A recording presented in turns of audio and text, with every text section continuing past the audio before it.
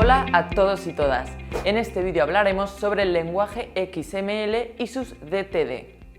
En primer lugar, debemos decir que el acrónimo XML significa Extensible Markup Language, en español, lenguaje de marcado extensible. Este tipo de lenguaje se crea mediante etiquetas, pero estas pueden adoptar el nombre que el creador del documento quiera. De hecho, un XML se puede utilizar para albergar información, por ejemplo, la creación de una base de datos. Para que esto ocurra, deben darse una serie de condiciones básicas. Por un lado, tiene que haber una etiqueta de apertura y otra de cierre. Por otro lado, el contenido de las etiquetas se debe insertar entre el signo menor y el signo mayor. Además, para empezar a formalizar un documento XML, se hace con esta etiqueta que vemos en pantalla. Y por último, para validar las etiquetas, estas tienen que estar definidas mediante un DTD que veremos más adelante.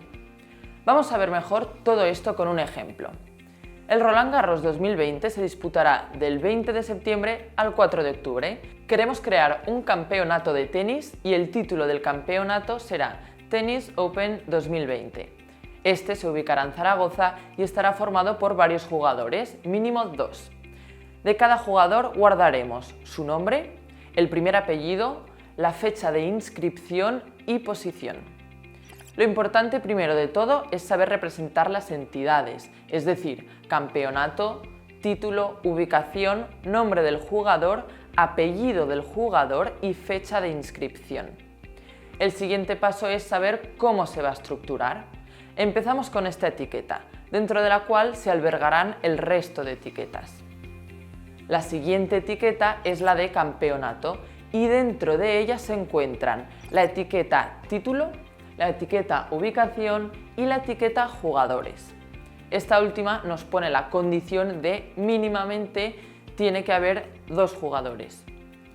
En nuestro caso insertaremos 3, que serán Rafa Nadal, Roger Federer y Novak Djokovic. Dentro de ella pondremos la etiqueta jugador y en ella también tenemos que insertar el atributo clasificación.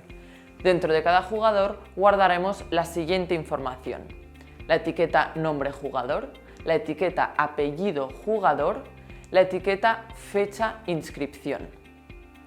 Por otro lado tenemos el DTD. El acrónimo DTD significa Document Type Definition, en español, definición de tipo de documento. Es una declaración de la estructura y sintaxis de un documento XML. Pero realmente, ¿por qué es necesario un DTD para formalizar un documento XML? Pues porque indica qué etiquetas se pueden usar en un documento, en qué orden deben aparecer, cuáles pueden aparecer dentro de otras y cuáles tienen atributos. Es decir, un DTD indica las normas de ortografía y léxico que se utilizan en el lenguaje XML.